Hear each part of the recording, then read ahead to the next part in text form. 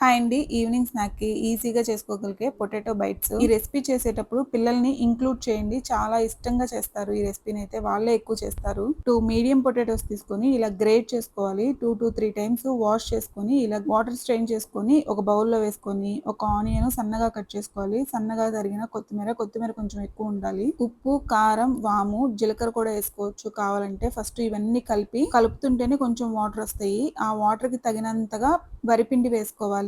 ఎక్కువ వాటర్ ఏమీ పట్టవు. జస్ట్ కొంచెం వాటర్ వేసుకుంటే సరిపోతుంది.